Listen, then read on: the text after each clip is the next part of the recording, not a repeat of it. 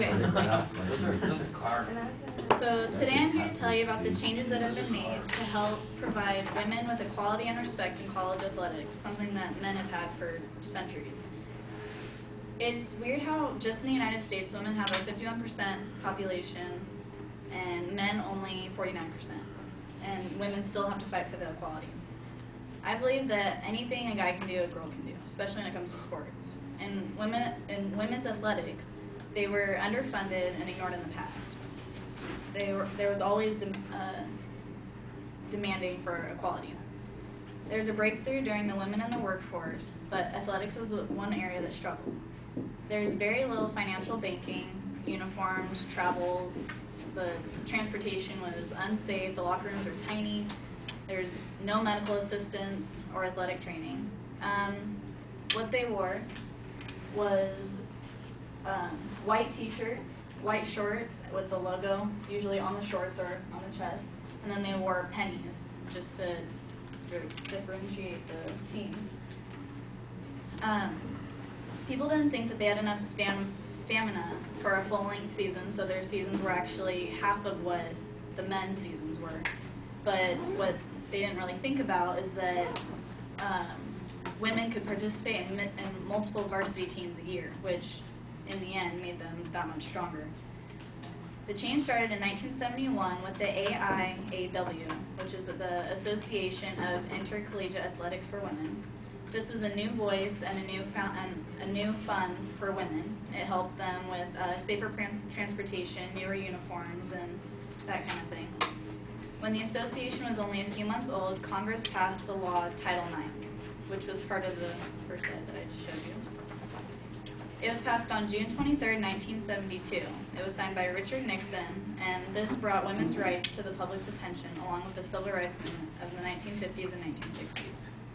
The law read that no person in the United States shall, on the basis of sex, be excluded from participation in, be denied the benefits of, or be subjected to discrimination under any education program or activity receiving federal assistance.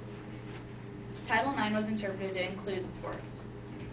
Basically what this meant was that federal funding had to pay for women athletics and men athletics equally. When the 1980s hit, women teams on college campuses grew from 1972 average of 2.5 to 6.48. That was found on the Women's Sports Foundation. To prove how serious women were, Dave Didrikson started a trend. She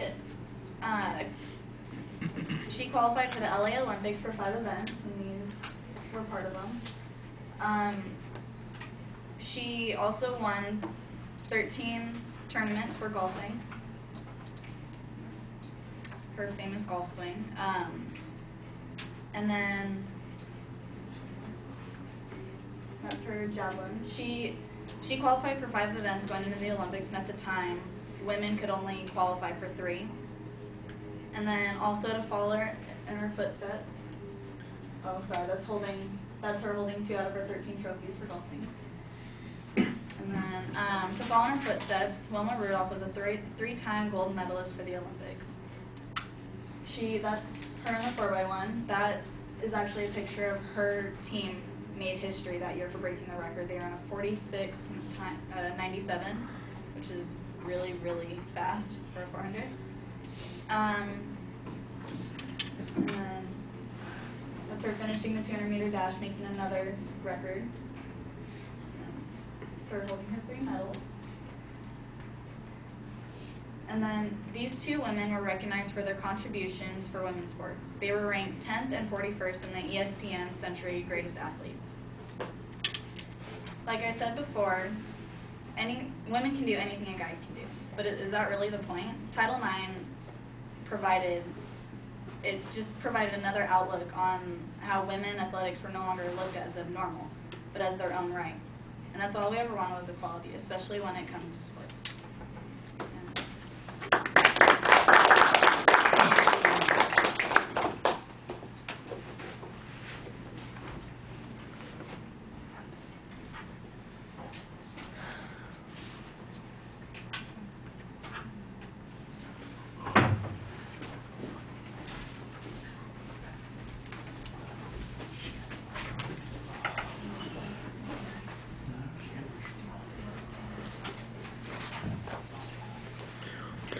Well, Daniel, what did you think? I thought it was done pretty well.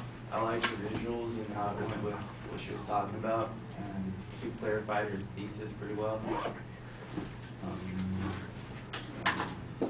I know she spoke pretty clear, so easy to understand.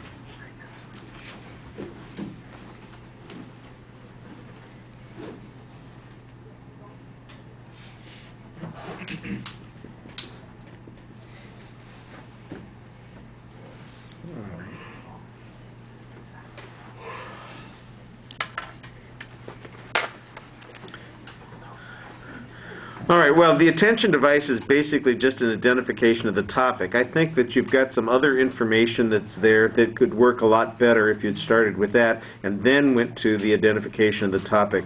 Your exact goal needs to be a little bit sharper. There's no setup of what the content is going to be, so the structure is not clear.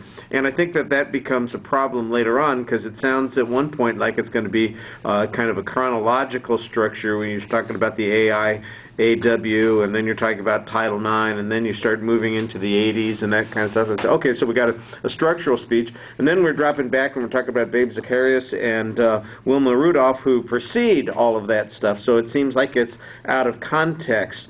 It seems like those two would probably have come earlier. Then you could talk about why that developed a need for change in the 60s and 70s when this movement to liberate women in athletics came about, and then you could talk about the changes that have occurred subsequently and how different the sports are now. I'm looking for information, for instance, about how the spending is different.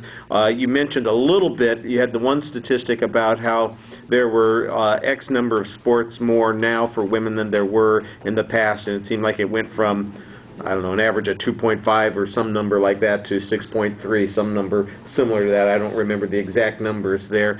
And it would be interesting, for example, to have some illustrations of those places, of those points. So, for instance, what did Fullerton College offer as a sport for women back in 1970 compared to what sports are available to them now? That would be a comparison. I think you've got bits and pieces of information, but it needs to be put together as a narrative. It needs to be turned into a story that progresses and it illustrates itself and it draws us in a little bit, and it just seems a little random. I like the idea, and I think you've got some of the good components. Like I said, I like the idea of talking about the two women that you mentioned as being precursors to the women's sporting movement now, and talk about how important they were to get people to recognize this. And then once that recognition came about, how that led to the AIAW and how Title IX got passed, and then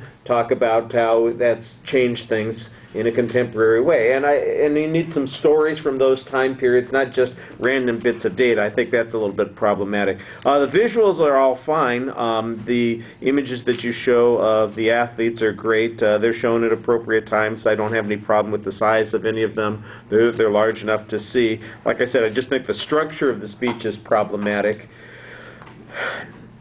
And it needs to have a little bit more meat on it. It's only 4.5 minutes, so there's just a lot of room to add some stuff in there. You could talk about your own sport, for instance, and how it's changed and grown, and use that as an illustration. I don't mind that people use their personal stories or incidents as long as it's adding to the point that's going on there, not just a substitute for developing the material. You need to have more of that kind of stuff in the speech to make it more interesting. All right, thank you very much. Let me just double check. I think that we have done